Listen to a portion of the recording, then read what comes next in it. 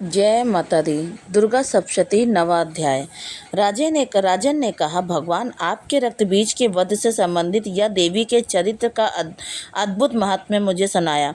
अब रक्त बीज के मारे जाने पर अत्यंत क्रोध में भरे हुए शुंभ और निशुंभ ने जो कर्म किया उसको मैं सुनाना चाहता हूँ। ऋषि कहते हैं कि हे राजन, रक्त बीज तथा अन्य दैत्यों के मारे जाने पर शुंभ और निशुंभ के क्रोध की सीमा ना रही। अपनी विशाल सेना का इस प्रकार वध होता देख निशुंभ क्रोधित होकर देवी की ओर दौड़ा। उसके साथ असुरों की प्रमुख सेना भी उसके आगे पीछे और दाएं बाएं बड़े बड़े असुर थे, जो क्रोध से भरकर होठ चबाते हुए देवी को मारने के लिए आए। महापराक्रमी शुंभ भी अपनी सेना सहित मार्तगणों से युद्ध करके चंडिका को मारने के लिए क्रोधावेश में आया, और तब शुंभ और निशुंभ के साथ देवी का घोर संग्राम छिड़ गया। वे दोनों दैत्य बादलों की भांति भयंकर बाण वर्षा करने लगे। तब उन दोनों द्वारा छोड़े गए बाणों को चंडिका ने अपने बाणों द्वारा तुरंत काट गिराया और अपने शस्त्रों की वर्षा करके दोनों दैत्य पतियों को चोट पहुंचाई। तब निशुंभ न तेज धार वाली तलवार तथा चमकती हुई ढाल लेकर देवी के वाहन सिंह के मस्तक पर प्रहार किया। अपने वाहन को चोट पहुंचने पर देवी ने तुरंत ही क्षुरप्र नाम बाण से निशुंभ की तलवार काट डाली और 8 चांद जड़ी सुंदर ढाल के टुकड़े टुकड़े कर दिए। ढाल और तलवार कट जाने पर उस असुर ने शक्ति चलाई, किंतु सामने आते ही देवी ने चक्र से उसके भी 2 टुकड़े कर दिए। अब निशुंभ क्रोध से भभक उठा और उसने देवी को मारने के लिए त्रिशूल उठाया, किंतु देवी ने समीप आने पर उसे भी मुक्के से चूर्ण कर दिया। तब उसने गदा घुमाकर देवी के ऊपर चलाई, परंतु वह भी देवी के त्रिशूल से कटकर नष्ट हो गई। इसके बाद फरसा हाथ में लेकर निशुंभ को आते देख देवी न बाणों के से घायल करके उसे पृथ्वी पर सुला दिया। अत्यंत पराक्रमी अपने निशुंभ के धराशायी हो जाने पर शुंभ अत्यंत क्रोधित होकर अपने रथ पर सवार श्रेष्ठ आयुधों से सुशोभित अपनी 8 भुजाओं से सारे आकाश से ढककर अंबिका को मारने के लिए आगे बढ़ा।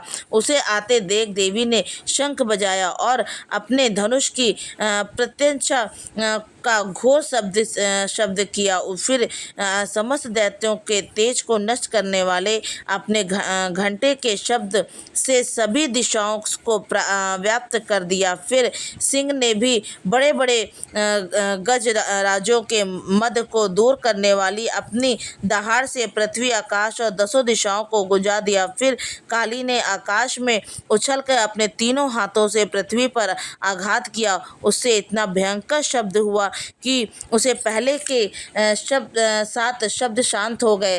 तत्पश्चात शिवदूती ने दैत्यों के लिए अमंगलकारी अट्टहास किया। इन शब्दों को सुनकर समस्त असुर थर्रा उठे, किंतु शुंभ को बड़ा क्रोध आया। उस समय देवी ने जब शुंभ को लक्ष्य करके कहा, ओ दुरात्मा, ठहर ठहर।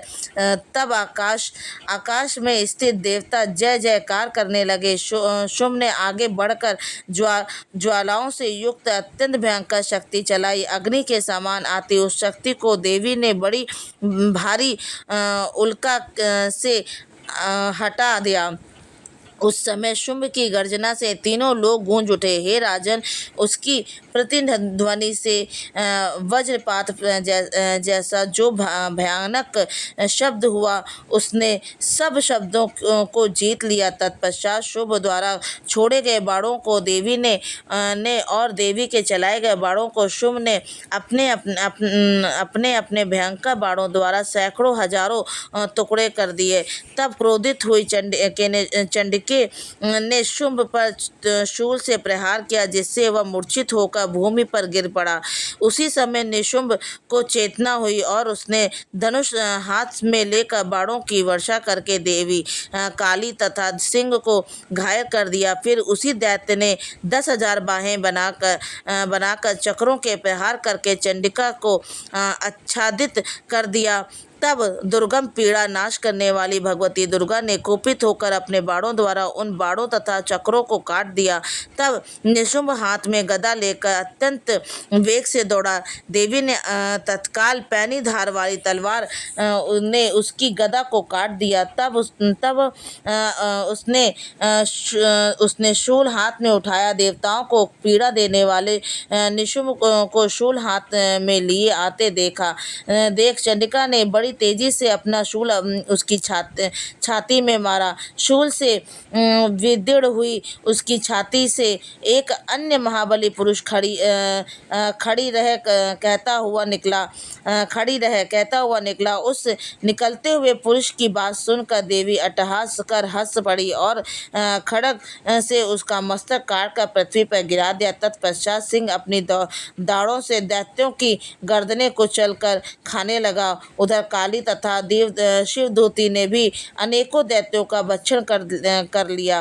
कुमार कार्तिकेय की शक्ति कौमारी ने अपने महादैत्य नष्ट कर दिए।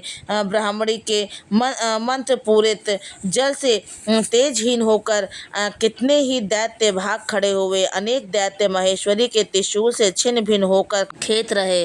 वाराही ने अपने थुथुन की चोट से कितनों का कचूमर निकाल दिया। वैष्णवी ने भी अपने चक्र से दानवों के टुकड़े टुकड़े कर दिए। इंद्री द्वारा छोड़े गए वज्र से अनेक दैत्य प्राणों से हाथ धो बैठे।